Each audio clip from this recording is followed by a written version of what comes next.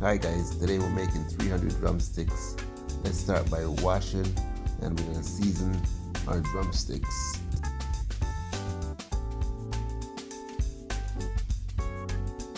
Make sure drumsticks are well seasoned.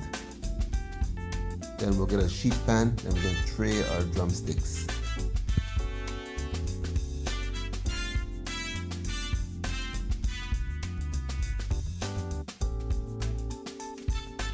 Okay guys, now we're gonna go to the oven.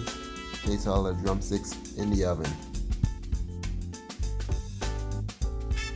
Okay, now this is one of my favorite ovens to use.